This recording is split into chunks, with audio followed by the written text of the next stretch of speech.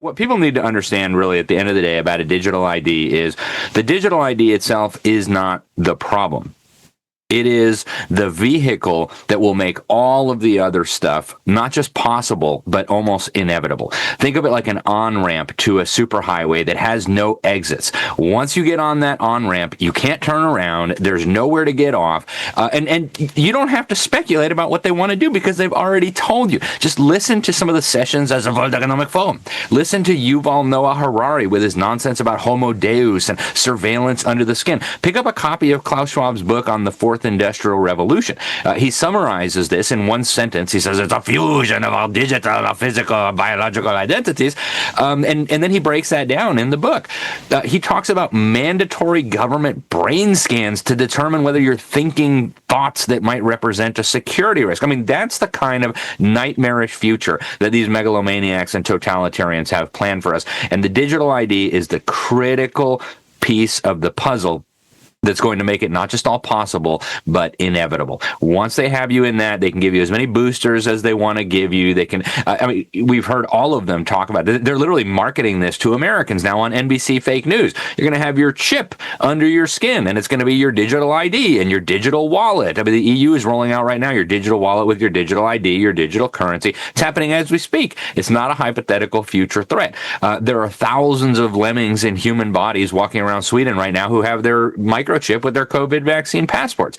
Once they take that last critical step, which is the digital ID, that'll be your access for being able to work, being able to access healthcare, being able to go shopping, being able to get your children enrolled in any kind of school or program, there will be no turning back. If you say no to any of the future things, you'll just be locked out of everything. So that, I think, is the real threat that people need to understand. It's not like the digital ID itself is going to be the end of the world. It's that the digital ID makes all of these other evil things practically impossible to resist. And so here is where we have to make our stand. I've been warning about this for at least 15 years. I mean, when they came out with ID 2020, this was, I think 15 years ago, I did an article about this in the New American. It was already obvious to me then. People can go back and read that article. It was Bill Gates, it was Microsoft and Gavi, it was the Rockefeller Foundation. Like, I mean, why were Bill Gates and the Rockefellers plotting to give us digital IDs at the international level 15 years ago? Was it because of COVID? No, it's because they understood it. And at the same time, by the way, they launched the Better Than Cash Alliance. This was 2012. Again, I covered this in TNA. Ford Foundation, United Nations, Bill Gates, I mean, all the same suspects, Visa, MasterCard. They've been planning this for so many years, so we don't have to speculate. We know exactly what they want to do with this.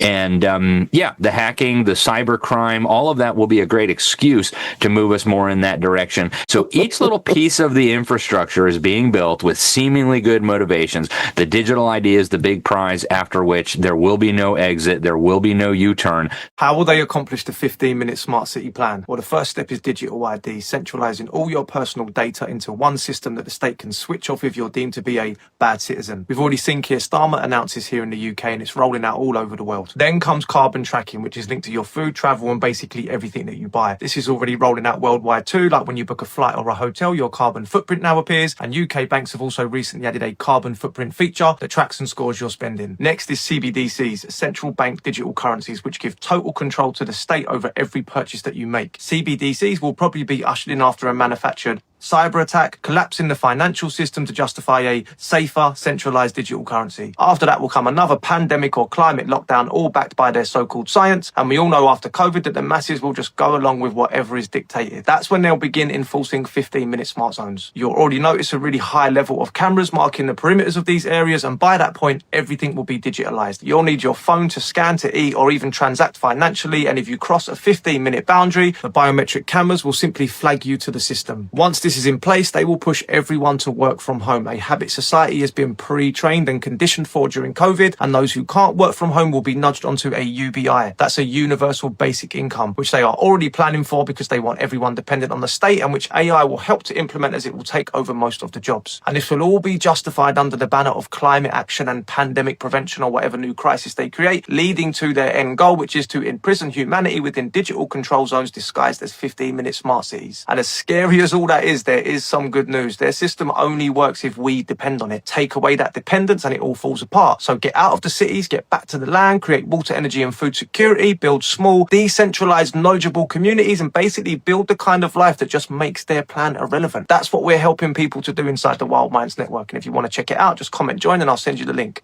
So off the back of yesterday's story on the government's cash mandate backflip, a number of people brought up an issue with how banks now view our accounts. Here in Australia, both the Commonwealth Bank, our biggest listed company, and Westpac have a banking function where your carbon footprint can be tracked. The technology allows the bank's retail customers to view their monthly carbon footprint with a comparison to the national average. Your transactions are recorded and customers can then see a breakdown of their carbon emissions data grouped into everyday spending categories. Where do you stand on this? Both banks made these changes a few years ago, so it's nothing new, and said that it's all about educating their customers in order to make more sustainable decisions towards the environment. NatWest in the UK have also rolled out similar technology, tracking purchases and determining what your impact on the environment looks like. Is this okay on a host of levels? The UK is a little different. Right now they're rolling out the digital ID and many residents are concerned that this is yet another way people are losing privacy along with self-agency. Government control, they say, is creeping into every part of their life. It isn't mandatory in Australia just yet, but there are many elements of our lives that are becoming digitised, so it's almost an inevitability that we will have no other choice. A similar theme to replacing cash. You take away legal tender, you take away the rights on the person. Something similar is happening in the Australian real estate sector. The government trialling My ID, its own digital ID platform, which according to the government would cut down on paperwork and create a one-stop shop for agents to access your important documents.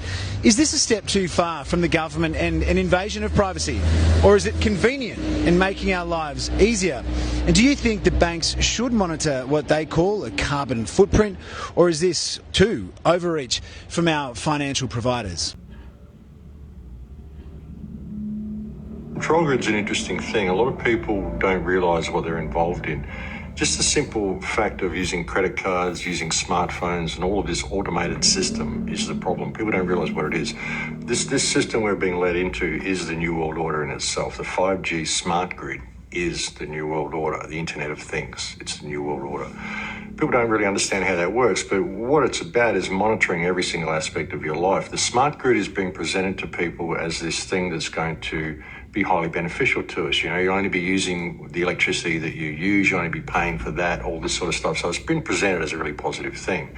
But what it will do, it will put a dollar value on absolutely every aspect of your life. So that every time you turn on a tap, credit goes, every time you turn on a light, every time you watch your TV, every time you boil your jug, every time you do anything, there's a dollar value attached to it.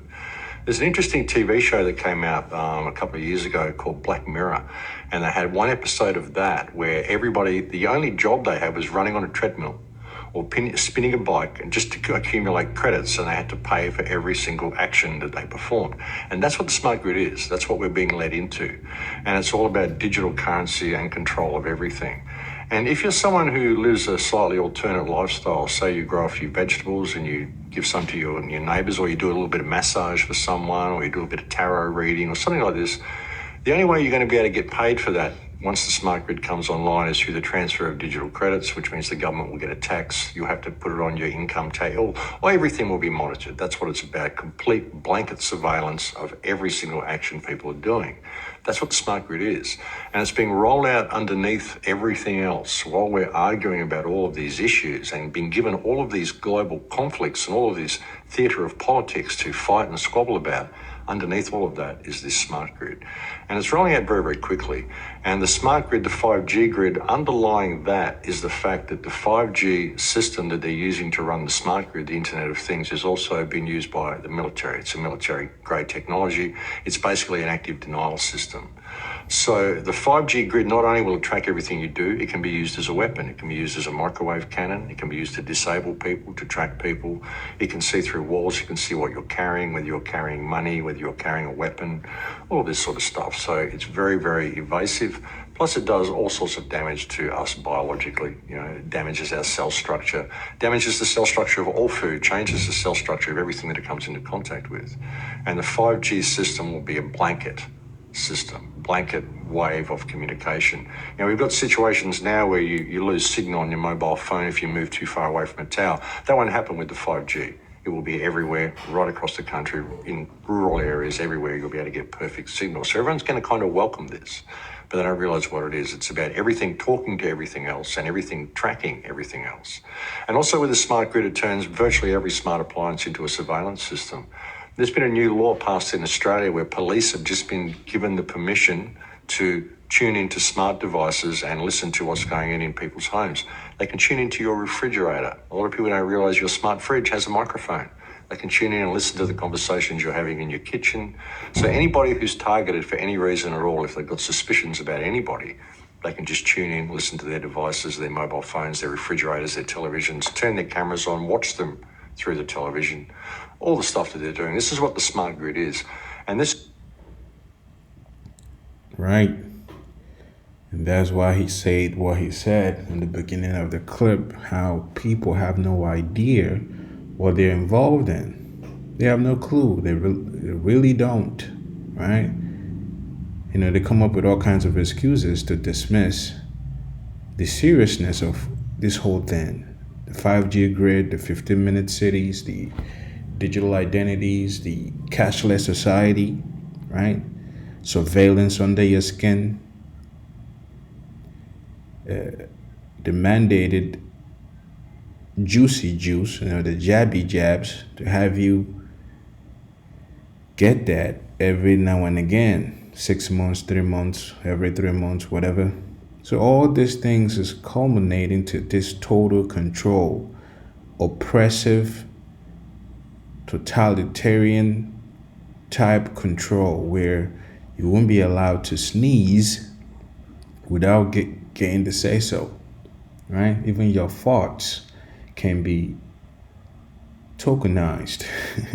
Your thoughts they can charge you for thoughts. I mean, you think they're just doing it for cows now, right? They're doing it to cows, talking about how cow methane is, their thoughts is contributing to the methane and things like that.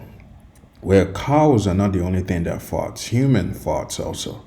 So very soon you will be conditioned to pay for your thoughts.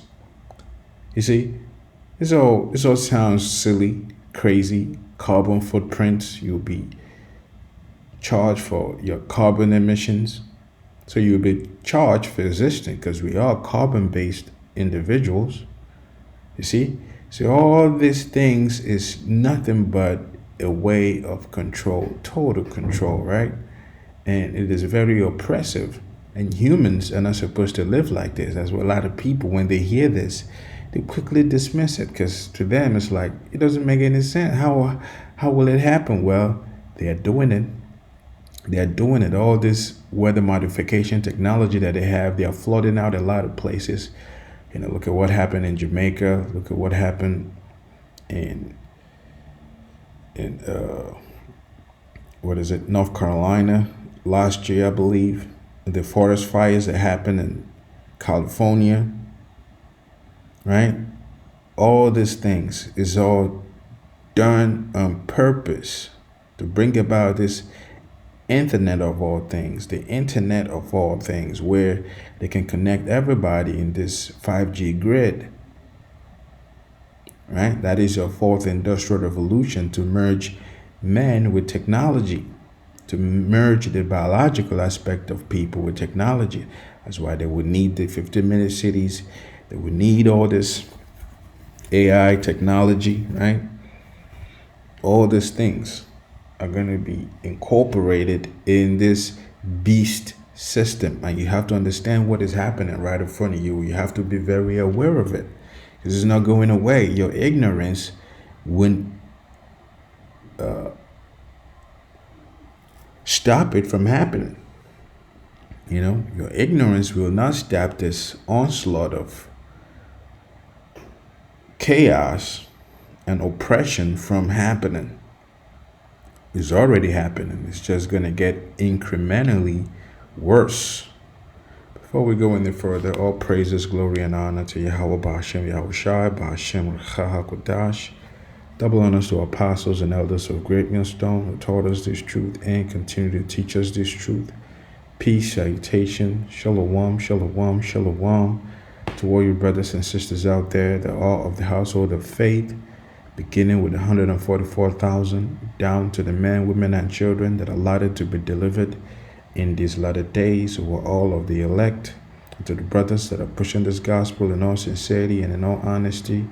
To you all I say shalom, which means peace to you. Let's play a little bit more of this. This is being rolled out underneath everything, and we've got so many people distracted on so many issues trying to address the government corruption and all of this stuff. They're not realizing that this is all rolling out, and in another 3 or 4 to 5 years, they're just going to wake up and go, what happened?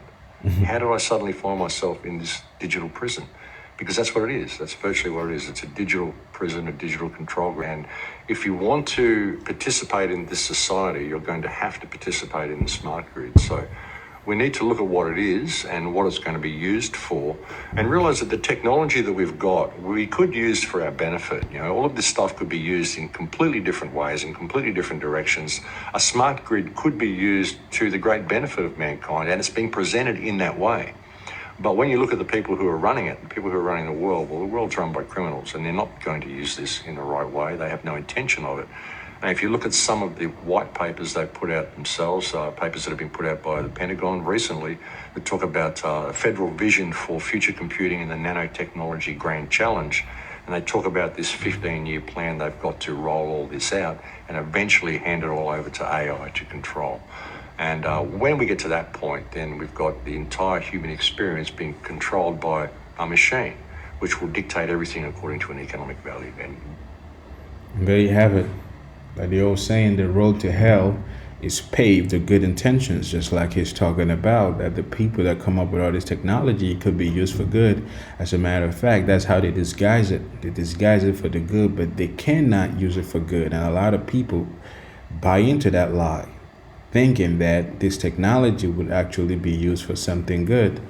Well, it's not going to be used for anything good, because the world is run by wicked criminals, like he calls them, right? Which brings us here real quick in the book of Proverbs, the 14th chapter and the 12th verse. It says, there is a way which seemeth right unto a man, but the end thereof are the ways of death. So this whole internet of all things, this digital concentration camp, this digital prison that they are setting up, even though they're not telling you that that is how it's going to be, right? They're selling it to you like it's going to be a good thing. Well, to the average Joe out there, they buy into that lie and think to themselves, maybe it's not so bad, right? To have a digital identity. Maybe it's not so bad to have this and have that and have this, right?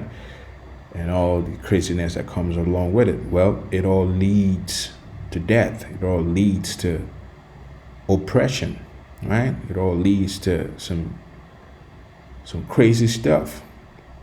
Always going to lead back to that. So no matter how it's presented to you, the end of it, the outcome of it is never anything good.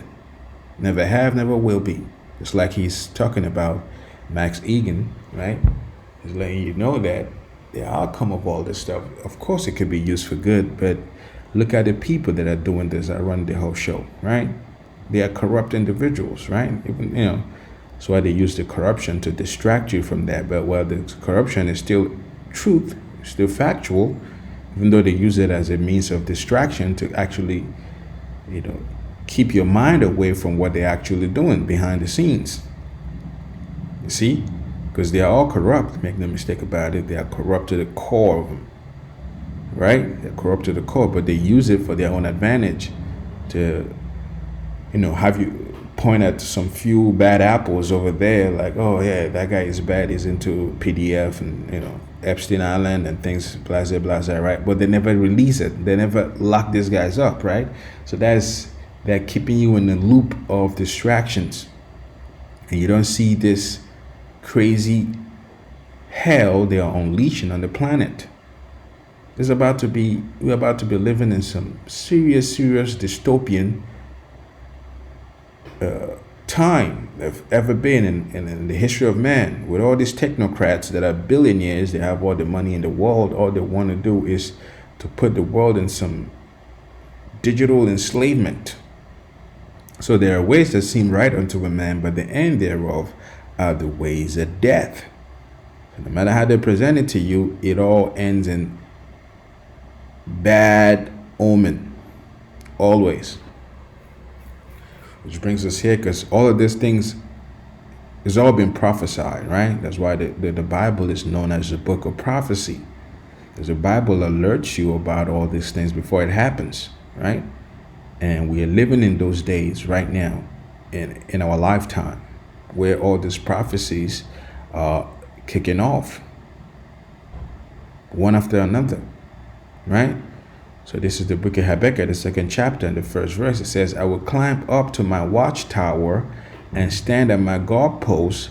There I will wait to see what the Lord says and how he will answer my complaint.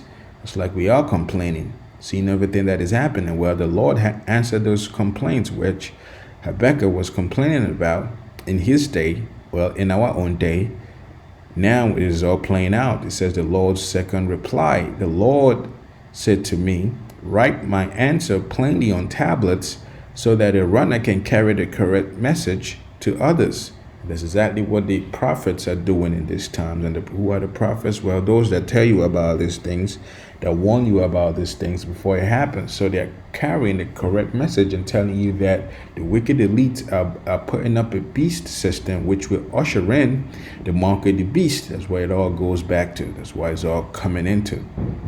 You know, they're quick to tell you that the CBDCs is surveillance under your skin. Is like a grain of rice that will be implanted into every man, woman, and child. So it's all going back to that. So the reader has to correct, the runner has to carry the correct message, right? Who are the runners? Well, they run and tell it. They run and tell you what it is that the Lord has spoken of that will happen in the latter days, and we are in those latter days, right? So we're telling you the correct message so you don't get it confused and mistaken. Don't get it twisted and start thinking, maybe it's not so bad. Nah, it is bad, because the scriptures say so. So it goes on to say in the 3rd verse, this vision is for a future time, which we are now. Remember, this was written a couple of thousands of years ago. So now it's playing out in our own face right now. It says this vision is for a future time. It describes the end. It describes the end, and it will be fulfilled. If it seems slow in coming, wait patiently for it. It will surely take place. It will not be delayed. And this is where we are right now. It took a while to get here. Now we're here. That's why everything is moving lightning speed. They cannot wait to establish this whole beast system. And whatever it all entails, their NWO, right? The Great Reset, the 4th Industrial Revolution. So it is happening right now. It took a while to get here because the vision was for a future time, which we are now in that time. And everything is playing out right in front of you. So a lot of people have no idea what they're involved in. They have no clue what is taking place right in front of their face. And you do not want to be one of those guys. You don't want to be caught with your pants down, so to speak, oblivious of what is happening when it not start happening. Is that running helter-skelter, looking for a reason, looking for something to stand on, because you have no clue how we got here. Just like Max Egan was talking about, right? They're gonna wake up one day and be like, what the hell? How did we get here? Well, you've been distracted. They've used all kinds of things to distract you from the real deal. Now, a lot of people would rather just stay in the bubble. They love to be in that bubble of lies, right? Love to be in that bubble of lies. So it took a while. Now we're here. We're here. It says, look at the proud. They trust in themselves. Who are the proud? Well, the wicked elites who are Edomites. They trust in themselves through their technology, their technological advancements. That's why the technocrats are right up there. They're now the ones that are making life-altering decisions. And their lives are crooked. Just like he said, they're all criminals. So you cannot expect these criminals to use this technology for good. It's never going to happen. See? It says, but the righteous will live by their faithfulness in the Most High. So that's how it all's going to be. Those that are righteous will live, even though our lives are on the line, but through our faithfulness in the Most High God, Yahweh, Bahashem, Yahweh Shai, guess what? We will live. We will live. Which brings us here in the book of Micah, the 2nd chapter, and the 1st verse. The subheading says, judgment against wealthy oppressors. The technocrats, they're all billionaires, right? The Palantirs, you're this, you're that.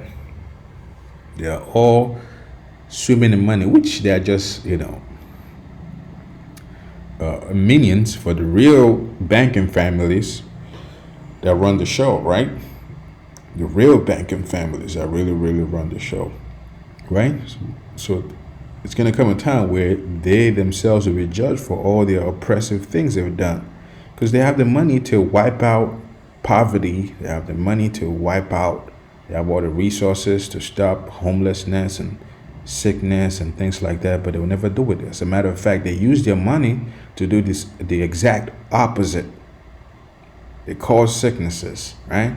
They cause famines. They cause pollution of water, food, everything, right? Destroy everything. That's what they do. That's why they are wealthy oppressors. He goes on to say in Micah, the 2nd chapter, and the 1st verse, what sorrow awaits you who lie awake at night, thinking up evil plans. So that's all they do. While you are in your bed having a good night's sleep, well, they're awake, thinking about how to come up with the different agendas that will establish their NWO. That's all they think about. That's all they care about. That's why they are moving lightning speed now, right? It says you rise at dawn and hurry up to carry them out. So once morning comes, they didn't even sleep at night because we're thinking about all these things. So once the morning comes out, guess what? They rise up dawn and hurry to carry them out. Simply because you have the power to do so, right?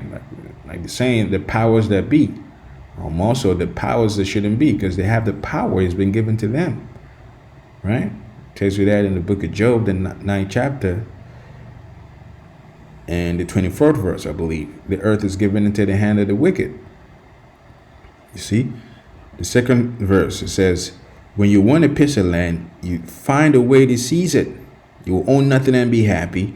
When you want someone's house, you take it by fraud and violence. You will own nothing and be happy. You cheat a man out of his property, stealing his family's inheritance. You will own nothing and be happy. But this is what the Lord says, I will reward your evil with evil. You won't be able to pull your neck out of the noose. You will no longer walk around proudly, for it will be a terrible time. So at the end of it all, they themselves will meet their just end. They have to. All the wicked elites have done. There has to be a day of reckoning. That's what the scriptures here is saying, because they are just a means to an end. The Most High, Yahweh, through his only begotten Son, Yahweh Shai, will use them to accomplish his agenda, because the Most High is the one that really has the agenda. We're all just playing our roles, whether good or bad, right?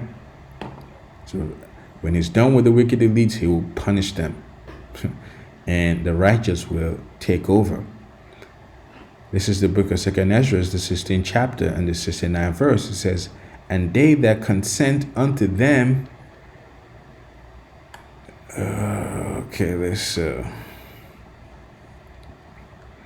Stuff from 68 verse. It says, for behold, the burning wrath of a great multitude is kindled over you. For they shall take away certain of you and feed you, being idle with things offered unto the idols.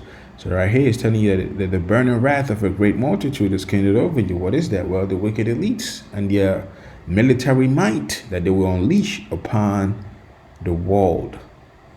Why? Because they need you to bow down to the beast system. They will do everything in their power to make sure you do so. So they will come at you hard with everything they got. That's right. Even here he's talking about concentration camps.